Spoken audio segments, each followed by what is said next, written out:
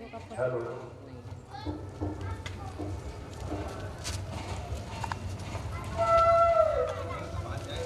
अच्छा बंद हो गया। अच्छा लाइन देना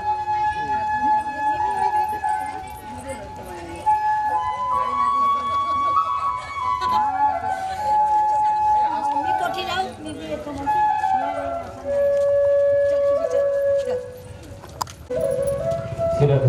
आइए हमारी बात किसने चरणों में मन लगाते हैं परंतु इसका थोड़ा सा बाहर देखो मंचस्वी होने जा रहे हैं।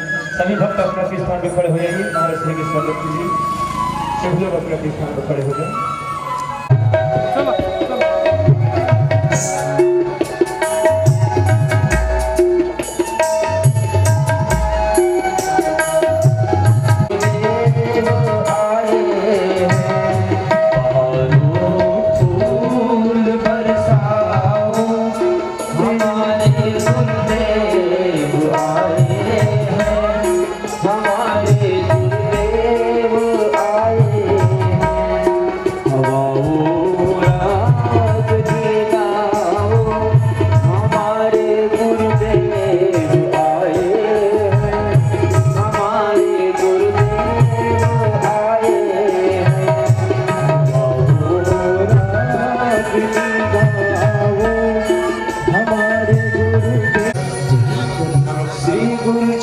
सरोज रज निज मन मुकुर सुधार वरणहु रघुवर विमल यस जोदायक फल चार बुद्धिहीन तनु जानिके सुमिरहु पवन कुमार हेलो बुद्धि विद्या कलेश विकार जय हनुमान ज्ञान गुण सागर जय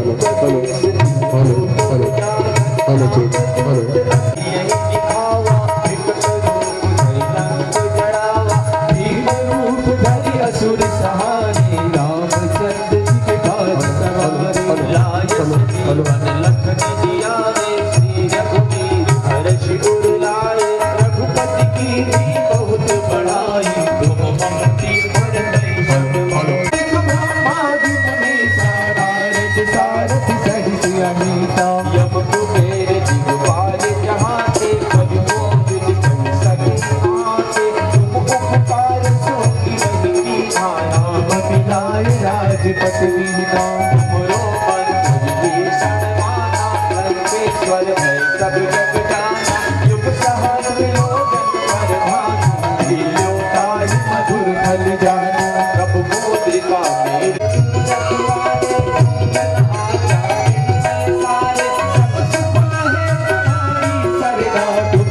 चकता हूँ डरना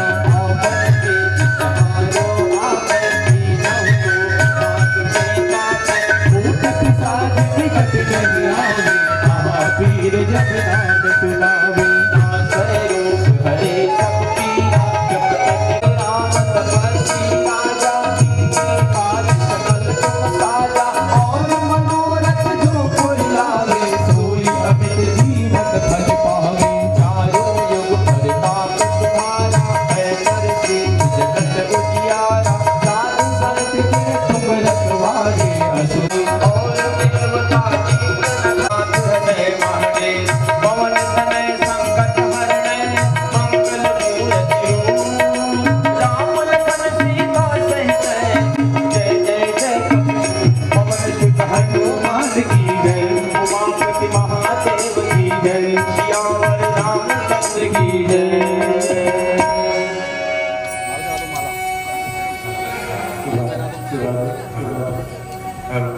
माला पहना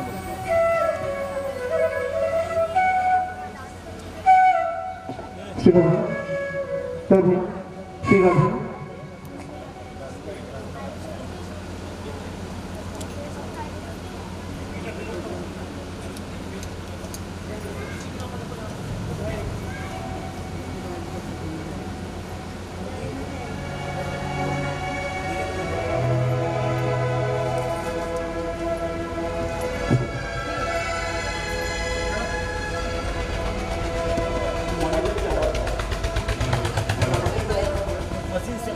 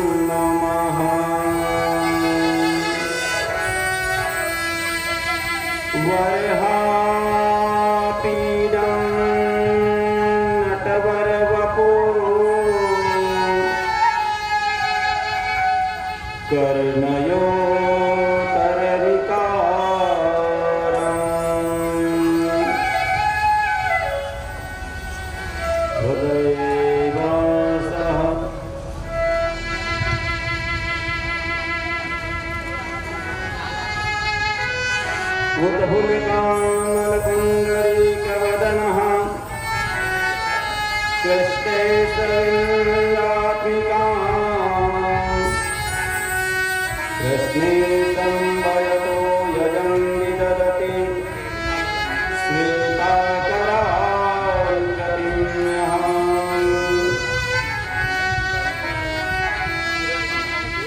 मनोजवं मारुततुल्यवेगम् जितेन्द्रियं बुद्धिमतां वरिष्ठम्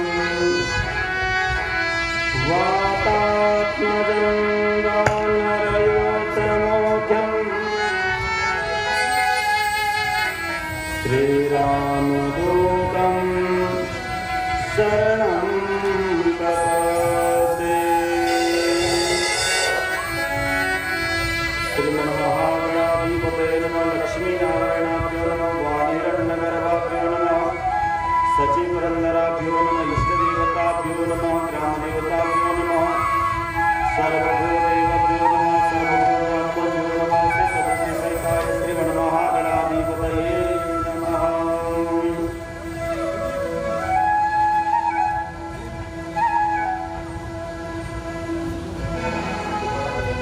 परात्पर परब्रह्म परमात्मा आनंद कंद ब्रज चंद यशोदानंद श्री बाके बिहारी जिनकी असीम कृपा प्रसाद से अद्भुत अलौकिक ज्ञान गंगा की धारा प्रवाहित हो रही है। यह भूमि आज चंदन है। इस गांव की माटी चंदन है। इस माटी को व्यासपीठ से वंदन है। और आज परिस्थितियां विषम है। किसी के पास समय नहीं है। काहे के लिए? हरि कथा सुनने के लिए। तो कह रहे हैं यह भूमि चंदन है। इस भूमि को वंदन है। और भगवान की कथा सुनने आए हैं उन सबका व्यासपीठ से अभिनंदन है, अभिनंदन है, अभिनंदन है। समस्त देवी देवताओं को वंदन के साथ सबके भीतर बैठे परमपिता परमात्मा को वंदन, जिनकी कृपा प्रसाद से हर कार्य संभव हो जाता है। कवन सो काज कठिन जग माही, जो नहीं होई तात तुम पाही। आपने देखा है कि जब नाव में हम चलते हैं तो नाव में बैठ करके पानी में चलती हुई नाव हमको पार करा देती है। लेकिन वही नाव के अंदर यदि पानी आ जाए तो नाव में बैठ करके हम लोग पार हो सकते हैं, लेकिन जिस रास्ते से नाव चलती है अर्थात पानी के रास्ते से चलती है, यदि वही पानी यदि नाव में आ जाए तो डूब जाती है। वैसे ही गंगा की यह धारा कल कल बहती हुई त्रिवेणी से चली है। और धारा का उल्टा करो, धारा का उल्टा करो, धारा का उल्टा होता है राधा। गंगा की धारा है कहां? गंगा की धारा समाई हुई है भगवान शिव जी की जटाओं में। शिव जी की जटाओं में धारा समाने का भाव क्या है? क्योंकि हर किसी के खोपड़ी में आग है, आग। जानते हैं ना ये खोपड़ी में क्या है? दिमाग में क्या लगा रहता है? जब मन के विरुद्ध हो जाता है तो मन आग बबूला हो जाता है, खोपड़ी गर्म हो जाती है। एक तो गर्म सूर्य के ताप से हो जाती है, दूसरी आप लोगों की बात से हो जाती है। एक खोपड़ी गर्म होने का कारण क्या? एक सूर्य का ताप और दूसरा आप लोगों की बात। और आग को ठंड करने का काम कौन करती है? अग्नि को शीतल करने का काम जल। इसलिए भोले के जैसे अगर राजनीति किसी के पास में है तो भोले के जैसी राजनीति।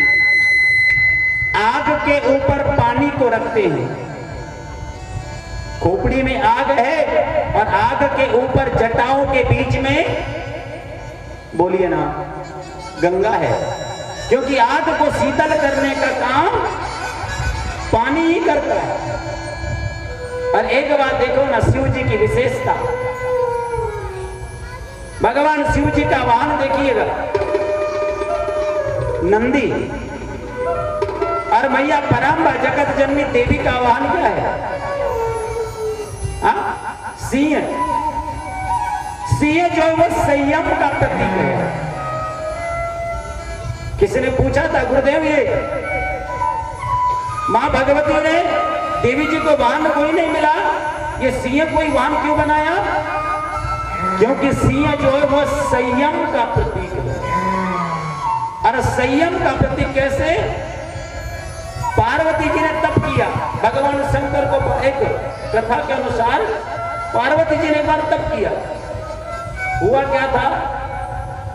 भगवान शंकर जी ने पार्वती जी को कह दिया था, एक कुछ बात कह दी थी, तो पार्वती जी ने वन में जाकर के तप किया।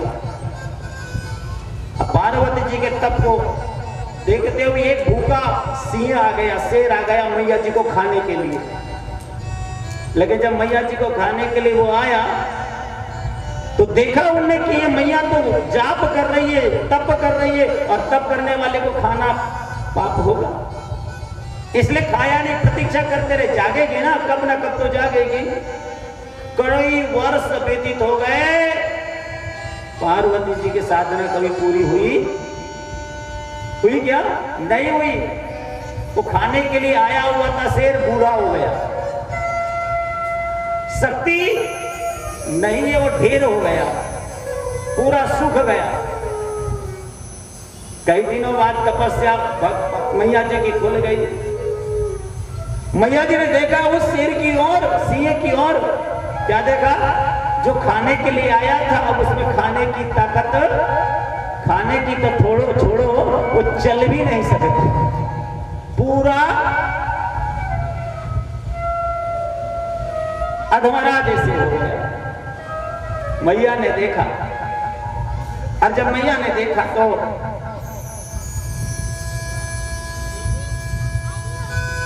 उनकी ओर दृष्टि पड़ी, और दृष्टि पड़ करके मैया ने देखा, देखो ये आया था मुझे ग्रहण करने के लिए, लेकिन देखो इसके संयम की बात, ये प्रतीक्षा करता रहा, ये संयम का प्रतीक है, इसलिए भगवती ने उसे अपना वाहन बना लिया है। बोलिए सिंह वाहिनी मैया की जय हो। वाहन बना लिया। सिंह की और नंदी की नहीं बनती है, नहीं पड़ती है, लेकिन जब धर्म का काम हो जाता है, मंदिर का काम आ जाता है, देव का कार्य आ जाता है, तो ये आपसी बैर को भूल जाते हैं और एक हो जाते। धर्म रक्षति रक्ष, धर्म की रक्षा के लिए एक हो जाते हैं। जो धर्म की रक्षा करते हैं, धर्म उनकी रक्षा करते हैं। और आजकल कई लोग अपने धर्म को बदल देते हैं, काय के लिए? छोटे से क्षणिक सुख के लिए। अरे भैया, जो तुमने बोया है वही आप पा रहे हो, और जो इस समय बोओगे वो अगले समय पाओगे। ये हमारा पुण्य का संचय फिक्स डिपॉजिट है, ये हमने अपनी एफडी कर दी है, और वह एफडी को हम अब ले रहे हैं। और यह विशेष कृपा हम सब पर है हनुमंत बलवंत महाराज की। आप और हम सब भगवान से एक ही प्रार्थना करें कि हे प्रभु, आप हमारे हैं और हम आपके हैं। परिस्थितियां चाहे जैसी भी हो, हम सबका एक ही भाव होना चाहिए। आप सबका एक ही भाव होना चाहिए और आप ही मेरे साथ गुनगुनाइए। तुम हमारे हो प्रभु जी, हम तुम्हारे हैं प्रभु जी, हम तुम्हारे हैं, क्या बात है। हम तुम्हारे ही रहेंगे ओ मेरे प्रीतम। हम तुम्हारे थे प्रभु जी, हम तुम्हारे हैं,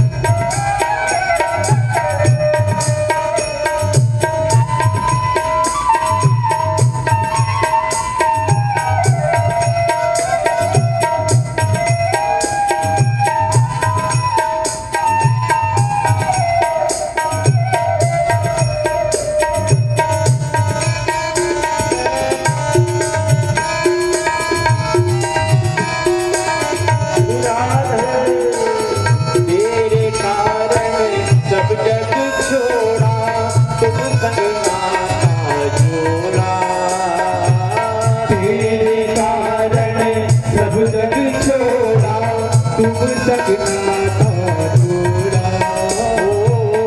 तेरे कारण सब जग छोड़ा, तुम सगना था छोड़ा। तेरे कारण सब जग छोड़ा, तुम सगना था छोड़ा। एक बार प्रभु बस ये कह दो, तू मेरा मैं तेरा। एक बार प्रभु बस ये कह दो, तू मेरा मैं तेरा। साथी प्रीत गिरीत निभा दो, ओ मेरे प्रीतम। साथी प्रीत गिरीत निभा दो, ओ मेरे प्रीतम। हम तुम्हारे थे प्रभु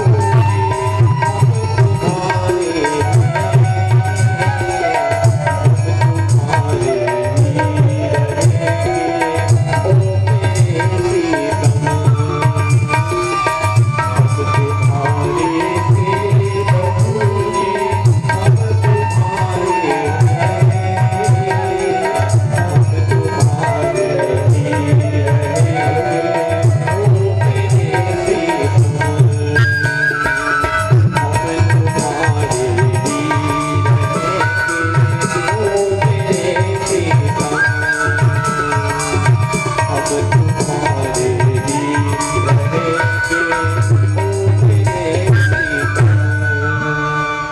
बोलिए राधा रानी की जय हो, बोलिए भागवत भगवान की जय जय जय जय श्री राधे श्याम। भाव एक ही हो, हम तुम्हारे हैं और तुम हमारे हो। किसके किसके? प्रभु के। संसारियों के कब तक है जानते हो? संसारियों के जब तक है जब तक शरीर में श्वास है, लेकिन श्वास निकल जाने के बाद हम हैं उन्हीं के। जैसे जीवन में सप्ताह कितने आए, लेकिन ये जो सप्ताह आया है श्रीमद् भागवत रूपी ज्ञान गंगा का, यह ज्ञान गंगा रूपी जो सप्ताह है आप हम सब के लिए एक सूत्र में बांधता है। परमात्मा के सानिध्य में, परमात्मा के समीप लाने का एक सूत्र है भागवत। आप लोगों ने बड़ा उत्सव मनाया, क्यों न मनाए? अखंड ब्रह्मांड नायक आनंद आनंद ब्रजचंद यशोदानंद बाके बिहारी को जन्मोत्सव जो है, आप सब लोग जन्मोत्सव बड़े धूमधाम से मनाएं। और एक बात कहूं आप लोगों से, भागवत कथा चाहे जहां कहीं भी हो, जिन किसी भी व्यास की हो, आपके पास जैसा समय है वैसा समय जाकर के आपने उपस्थिति अवश्य लगाना चाहिए। जरूरी नहीं है कि आप पूरा समय बैठो, जितना समय आपके पास में है। बाबा संत शिरोमणि तुलसीदास जी ने कह दिया है ना, एक घड़ी आधी घड़ी आधी की बुनियाद। ऐसा जरूरी नहीं कि कोई व्यास हो, जहाँ कहीं भी कथा सुनने मिल रही है और आप लौट रहे हैं, वहां की भूमि को, वहां की रज को थोड़ा प्रणाम कर लो, वह पुण्य आपके खाते में लिखा जाएगा। कहते गुरुजी, वो यशोदा मैया ने कौन सा पुण्य करी कि नंद के लाला भय, वासुदेव के नंदन, देवकी के पुत्र यशोदा का पहुंच के कौन सा पुण्य है? बिना पुण्य का कुछ नहीं होता। यशोदा मैया का पूर्व इतिहास है। यशोदा मैया एक घरा नाम था यशोदा मैया का पूर्व जन्म में, और नंद बाबा जो थे ना वो गोप थे, वसु नाम के। ध्यान से सुनना इस कथा को बड़े गहराई से। जरूरी नहीं कि धनवान व्यक्ति कोई कार्य कर सकते हैं, निर्धन व्यक्ति भी कोई कार्य कर सकते हैं।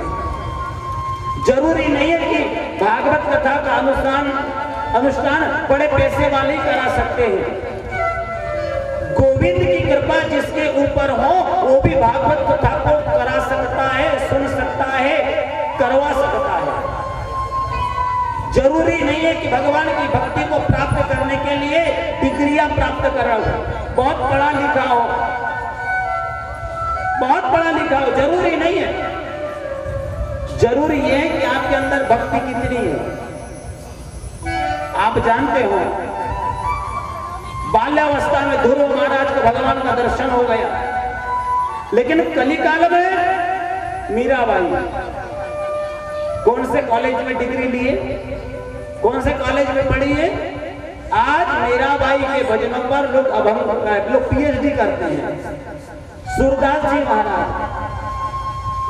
महाराज के भजनों पर लोग आज पीएचडी करते, उन्हीं के भजनों को श्रवण आज इस व्यास मंच से सुनाया जाता है। कहां पढ़े? एक व्यक्ति था, आंखों से दिखाई नहीं देता था, रोज मंदिर जाए। उनका नियम था मंदिर जाना, बिहारी जी के दर्शन करना और आना। तो गांव के लोग हंसी उड़ाते थे, अरे भैया तुम तो अंधे हो, तुम्हें तो दिखाई नहीं देता, तुम मंदिर क्यों जाते हो? अरे कोई धक्का दे देगा, गिर जाओगे, पड़ जाओगे, तुम्हें आंखों से दिखाई नहीं देता, तुमको भगवान दिखाई देते? बोले ना दिखाई देते, फिर तुम मंदिर क्यों जाते हो? मंदिर मत जाओ। वो व्यक्ति ने क्या जवाब दिया जानते हो? वो व्यक्ति ने कहा, सारी दुनिया जानती है कि मेरी आंख नहीं है, सारी दुनिया जानती है कि मैं अंधा हूं, बिहारी जी नहीं जानते कि मैं देख नहीं सकता, लेकिन मंदिर में इसलिए जाता हूं। अरे क्या हुआ? मैं नहीं देख सकता तो क्या हुआ, लेकिन बिहारी जी तो मुझे देख सकते हैं ना, ठाकुर जी मुझे देख सकते हैं ना। अरे ठाकुर जी की दृष्टि में मैं दिख जाऊं बस। भक्ति करने के लिए सरलता होनी चाहिए, सादगी होनी चाहिए, नम्रता होनी चाहिए, और भक्ति का रंग दिखावा नहीं होना चाहिए। दिखावे वाली पूजा मत करो, बनावटी पूजा मत करो। कभी कभी रामायण मंडली में झगड़ा हो जाता है, आरती 2 करे, 3 करे कि 4 करे कि 5 करे, फिर एक आध आरती नहीं किए तो वो गुब्बारे की तरह मुंह फुला लेते, ये आरती नहीं हुई। अरे कितनी आरती करोगे भैया? तो रह के तो खड़े रह के पैर भी तो दर्द देने लगते हैं ना। आरती ये वाली नहीं कि अरे आरती 1 करो, चाहे 5 करो, चाहे 7 करो।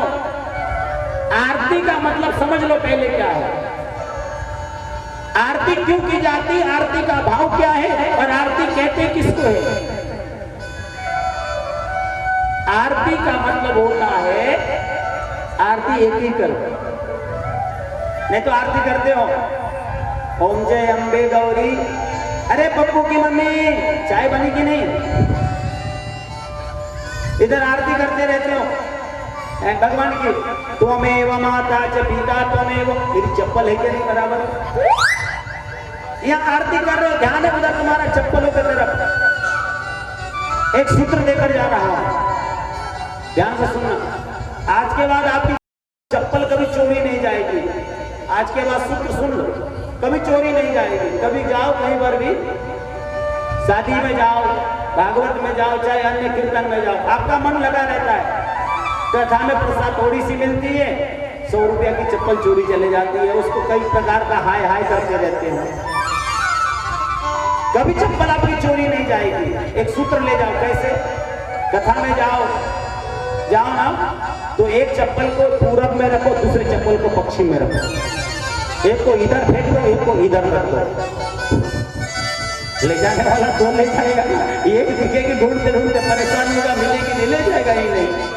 और आपका ध्यान भी जो है एकदम लगा चकाचक, चोरी भी नहीं जाएगी। आरती का मतलब होता है आहार्त पुकार, करुणामयी पुकार, जैसे द्रौपदी ने भगवान से करी थी। और भगवान से जैसे आर्तमय पुकार करी वैसी पुकार होनी चाहिए। आहार पुकार मतलब आरती। आरती का मतलब समझ गए ना? एक एक अर्थ का भाव लेते हुए आहार तो वही पुकार करे, वही यथार्थ आरती।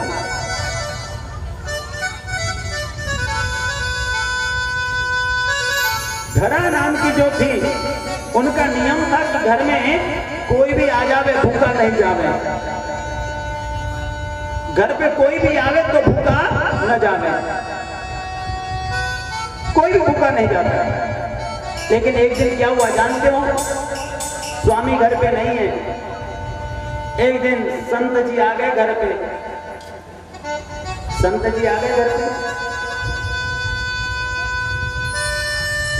घर पे जब संत आए तो धरा बड़ी प्रसन्नचित हो गई, बड़ी आनंदित हो गई। कई लोगों का आज भी भाव है, अगर संत घर पे आ गए ना, ब्राह्मण घर पे आ गए ना, बड़ा मन आनंद हो जाता है। कोई मांगने वाला आ जाता है ना तो कई लोगों का मन बड़ा प्रसन्न हो जाता है। एक ध्यान से सुनना, कोई मांगने वाला आवे ना, दो अथवा न दो आपकी बात है, लेकिन कभी उनकी हंसी नहीं उड़ाना, कभी उनका मजाक नहीं उड़ाना। मैंने नहीं कहा है, साईं जी के एक साईं चरित्र में मैंने सुना था, कोई मांगने अपने घर में आते हैं ना, वो मांगने नहीं आता है। एक बात और सुन, आप लोग कहते हो हमसे ज्यादा धनवान है, बिल्कुल है, जाकर देखेंगे है, लेकिन वो मांगने नहीं आता, वो बताने आता है कि मैंने अगले जन्म में दान नहीं दिया, इसलिए मुझे घर घर मांगने जाना पड़ रहा है। और मांगने वाले को कैसे लोग बोलते जानते हो? कई प्रकार के लोग बोलते हैं।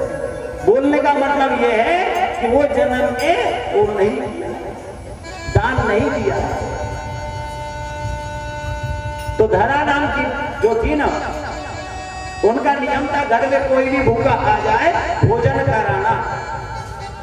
संत जी आ गए, संत जी का बड़ा स्वागत किया। आइए भगवान, भगवान बैठे, संत जी ने स्वागत किया, बैठा तो अब देखा कि भोजन के टाइम हो गया, समय हो गया। संत जी से कहा, संत जी भोजन करेंगे? संत जी ने कहा हाँ मैया। कभी कभी किसी का सरल स्वभाव देख करके मनुष्य हाँ कही देता। बोले हाँ मैया। जब मैया घर में आई, रसोई में आई, तो देखा एक अन्न का दाना भी नहीं है। अब कहिए, संत जी आपके द्वार पर है, आपके घर में हैं, आप भोजन के लिए उन्हें कह दिया और एक अन्न का दाना घर पे नहीं है, और संत जी ने कह दिया कि हाँ भोजन करेंगे। क्या करेंगे आप एक उपाय करेंगे, पड़ोसी से मांग कर ले आएंगे। पड़ोसी क्या गई, हमारे यहाँ संत आए, थोड़ा सा अन्न दे दो। पड़ोसी ने मना कर दिया। फिर दूसरे पड़ोसी क्या गई मांगने के लिए, मना कर दिए। घर में एक छोटा सा बालक है, वो रोने लगा। जैसी मैया आई संत के पास, संत जी कहते अरे मैया तुम कहां चली जाती हो कि तुम्हारा बालक कब से रो रहा है? समझ गए, मैया समझ गए कि ये संत जी समझ रहे हैं कि मैं पास में नहीं हूं। क्यों? क्योंकि जब बालक मैया के पास में होते हैं ना, तो बालक रोता नहीं। अपने बालक को ली साथ में और गई साहूकार के यहाँ। किसके यहाँ? साहूकार के यहाँ। एक किराना दुकान वाले के यहाँ गई और दुकान वाले के यहाँ जाकर के कहती है, सेठ जी मेरे यहाँ एक संत जी आए, उन्हें जिमाना है और घर में एक अन्न का दाना नहीं है, आप हमें उधार अन्न दे दो, अनाज दे दो। सेठ जी ने उधार देने से मना कर दिया। जितनी खुशी संत के आने से है, जितनी खुशी संत को खिलाने से है, लेकिन चारों तरफ से कहीं अनाज नहीं मिल रहा है, उतना ही दुख है। साहूकार से कहती है भैया हमें अन्न तो दे दो, अनाज तो दे दो, मैं तुम्हें सूद समेत लौटा दूंगी। सेठ जो होता है ना, साहूकार जो होता है, ब्याज का बड़ा लोभी होता है। मुद्दल न मिले चलेगा, 1000 रुपया भले ही रहे, लेकिन महीने की ब्याज 100 रुपया आती रहे। वो 1000 रुपया दे नहीं, अगर मुद्दल दे देगा तो ब्याज कहां से आएगा? हाँ, ब्याज आता है।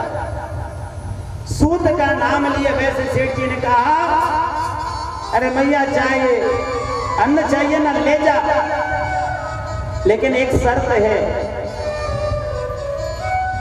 अपने पुत्र को यहां छोड़ जा।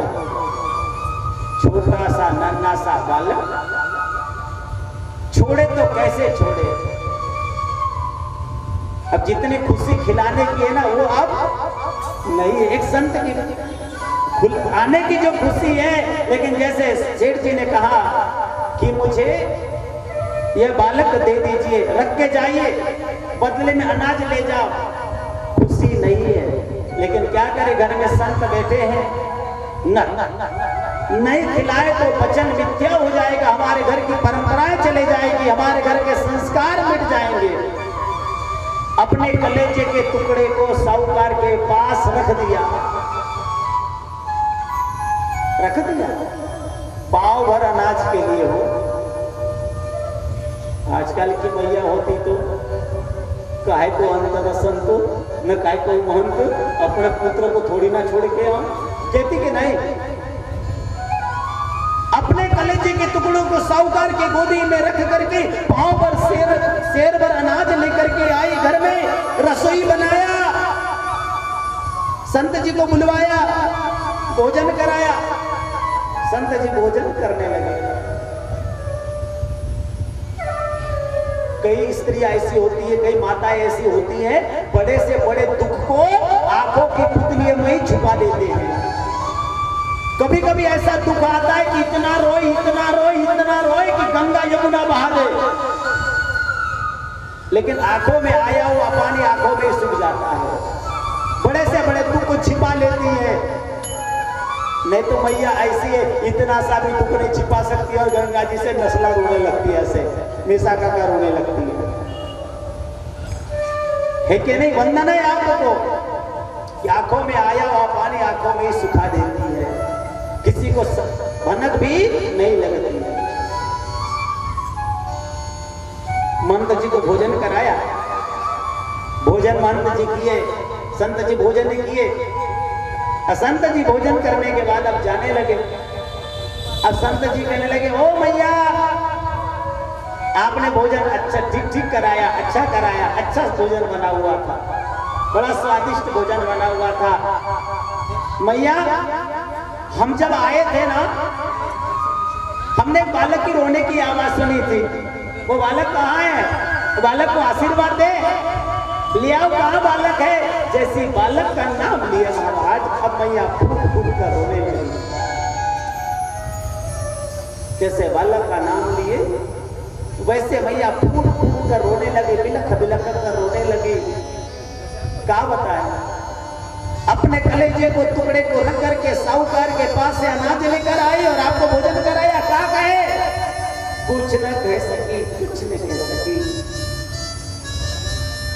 संत जी और कोई नहीं थे, संत जी साक्षात भगवान थे, साक्षात नारायण थे। उनकी परीक्षा लेने के लिए आए थे। उस समय साक्षात संत जी साक्षात नारायण का रूप धारण करके बोले भक्त वत्सल भगवान की जय हो। और उसी समय का माँ आप धन्य हो, माँ आपको वंदन है, मैं सब जानता हूं। आपने कलेजे के टुकड़े को साहूकार के पास रख करके पांव से अनाज ले आकर के मुझे प्राप्त कराया है। मां धन्य है, मां ऐसी मां मुझे चाहिए। मां मेरा जन्म तो कहीं और होगा, द्वापर युग में मेरा जन्म कहीं और होगा, लेकिन मेरा लालन पालन तुम्हारी गोद में होगा। और वही धरा दूसरे जन्म में यशोदा मैया बनकर आई है। बोल यशोदा मैया की जय। आज भी कृष्ण बालक बनने के लिए तैयार है, लेकिन मैया जैसे ऊपर जाने वाली वस्तु नीचे आकर गिरती है, वैसी माताओं का ऐसा गर्भ का गुरुत्वाकर्षण इतना प्रबल है कि ब्रह्मांड के अधिपति आज भी आपका बालक बनने के लिए तैयार है। और यही भगवान कृष्ण मथुरा में जन्म लिए पहुंच गए हैं गोकुल, और जन्मोत्सव बड़े धूमधाम से मनाया। लेकिन एक बात कहूं, बेटे का जन्मोत्सव आप लोग बड़े धूमधाम से मनाते हो, बेटी का भी जन्मोत्सव धूमधाम से मनाना चाहिए। किशोरी राधा रानी श्याम सुंदर से 11.5 महीने की बड़ी है। कितने महीने की? भाद्रपद शुक्ल पक्ष की अष्टमी को श्री राधा रानी का प्राकट्य हुआ है। कहा? बरसाने में। बरसाने के राजा कौन है? वृषभान जी। और वृषभान की पत्नी है कीर्तिदा, जिन्होंने पूर्व जन्म में लक्ष्मी नारायण को दोनों को पुत्र बनने के लिए, पुत्र बनकर आने के लिए उन्होंने प्रार्थना करी थी। दोनों पति पत्नी ने लक्ष्मी नारायण को पुत्र बनकर के, पुत्री बनकर के आने के लिए उन्होंने तप किया था। कई वर्षों तक तप किया। तब भगवान कृष्ण ही राधा बनकर, राधा ही कृष्ण बनकर के वृषभान के यहाँ, कीर्तिदा जी के यहाँ पर फूल के समान कमल मुख वाली सुंदर सी कन्या का प्रादुर्भाव हुआ राधा अष्टमी के दिन। बोलिए राधा रानी की जय हो। राधा ही कृष्ण है, कृष्ण ही राधा है। एक ज्योति के 2 रूप है, एक आकाश की ओर है तो दूसरी पाताल की ओर है, और बीच में जो स्तंभ है वो साक्षात पर ब्रह्म है, साक्षात ब्रह्म है। आइए किशोरी जी की चरण शरण चलते हुए, राधा नाम का आश्रय लेते हुए फिर सुंदर सुंदर कथाओं में हम प्रवेश करें। बोलिए राधा रानी की जय हो।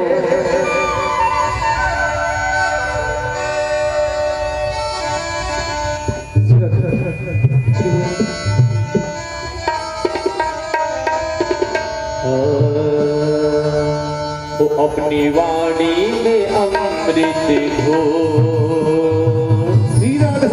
अपनी वाणी में अमृत घो, रसना राधे राधे घो। ऐसे नहीं, ताली बजाते हुए सब लोग बड़े भाई राधे बोल, अपनी वाणी में अमृत घो, अपनी वाणी में अमृत घो। राधे राधे बोल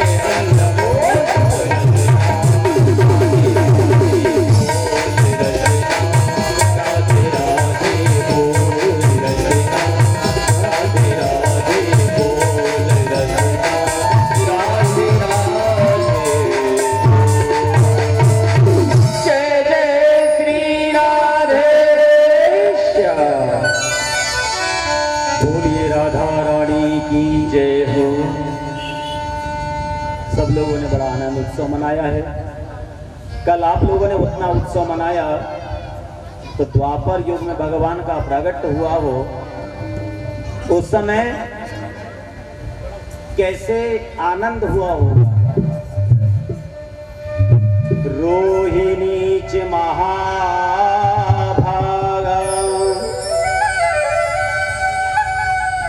नंद गोप भी नंदिता वेचरदम दिव्यवासा सकंठाभरण भूषिता। सबने बड़ा बड़ा श्रृंगार किया है लाला के दर्शन के लिए, भगवान का दर्शन करने के लिए। सजे क्यों भैया? भगवान के दर्शन के लिए। हमें सजना क्यों चाहिए? भगवान के दर्शन के लिए। और कहा जाता है हमें कपड़ा दूसरों की पसंद से पहनना चाहिए और भोजन अपने मर्जी से करना चाहिए। लेकिन उल्टा हो गया ना, भोजन हम दूसरों की मर्जी से खाते हैं और पेट गड़बड़ जब हो जाता है तो पछताते भी है। राम राम, बड़ी फजीती हो जाती है ना, है कि नहीं? भोजन अपने मर्जी से करना चाहिए और कपड़ा जो है दूसरों की मर्जी से पहनना चाहिए। और सबने अलंकार भूषण धारण करके आशीर्वाद देने के लिए पहुंच गए, क्योंकि बहुत दिनों के बाद नंद बाबा का संतान हुई है, चौथेपन में है? और नंद बाबा से यशोदा मैया और भी बड़ी है। नंद बाबा से यशोदा मैया भी बड़ी है, कृष्ण जी से राधा रानी भी बड़ी है। पहले के जमाने में कहते थे कि बड़ी बहू बड़े भाग, लड़के से साल 2 साल की बहू जो है बड़ी मांगती थी, बड़ी बहू बड़े। इधर महाराज कंस को बड़ी चिंता हो गई। आकाशवाणी जब सुना कंस ने कि तू मुझे क्या मारेगा, तुझे मारने वाला तो जन्म ले चुका है। अब महाराज क्या काम करें? महाराज ने एक राक्षसी को बुलवाया है, तो राक्षसी का नाम है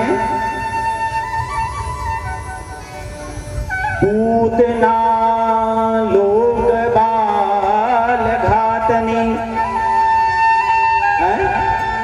पूतना लोक बालग्नि राक्षसी रुधिरासना जिंगासयानि हरये स्तनं दत्वा अपसंद्वितयम्। पूतना, पूतना कौन थी? पूतना अगले जन्म की राजा बलि की पुत्री रत्नमाला थी। राजा बलि की पुत्री थी, नाम था रत्नमाला। भगवान जब वामन बनकर आए राजा बलि के यहाँ और बड़े सुंदर चलते जा रहे थे, जैसे आप लोगों ने देखा, सुंदर से बालक को देख करके कई के मन में ऐसा मोह उत्पन्न हुआ होगा, काश ऐसा बालक हमारा होता। कितना सुंदर बालक था। अरे कल की परसों के दिन की बात कर लो, वामन भगवान के स्वरूप को देख करके अरे नन्हा सा बालक, छोटा सा बालक, और छोटे से बालक से सब लोग प्रेम करते हैं। घर में भले उस बालक की माताजी से भले वैमनस्य हो, लेकिन बालक से सबको प्रेम करते हैं। बालक चाहे किसी का भी हो, लेकिन प्रेम हम क्यों करते जानते हो? बालक से हमें प्रेम का उद्देश्य क्या है? क्योंकि उस बालक में क्या क्या चीज नहीं होती? बालक में काम नहीं होता, क्रोध नहीं होता है, ईर्ष्या नहीं होती है, काम और लोभ नहीं होता, इसलिए बालक बड़े प्रेमी होते हैं। रत्नमाला ने उस वामन भगवान की सुंदर सी छवि को देख करके मन में मोह आ गया, काश ऐसा बालक मेरा हो तो कितना अच्छा होगा।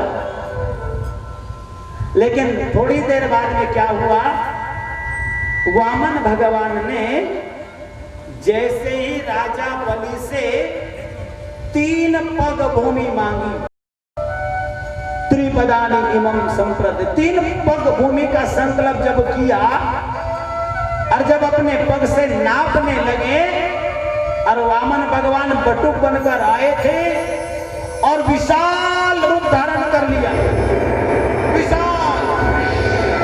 और राजा बलि को जब छल लिया, उस समय रत्नमाला को लगा, काश ऐसा मेरा बालक होता।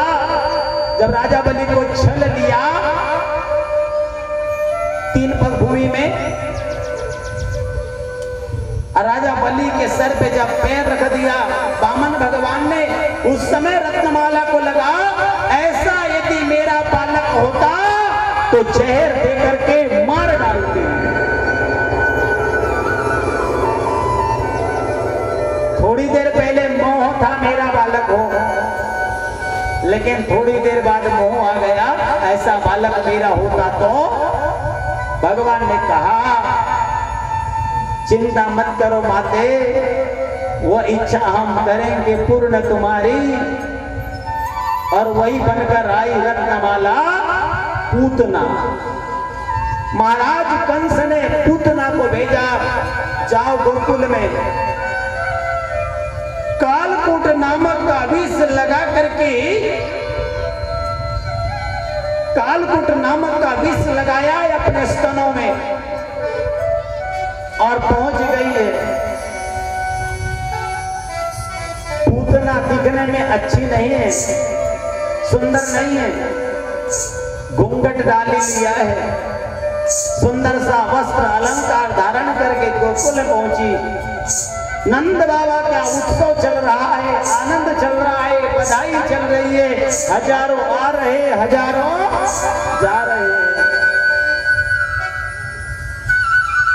पूतना भी चली गई। और सुन सुन के आई मैं खबरिया कि नंद घर बाजे बधैया।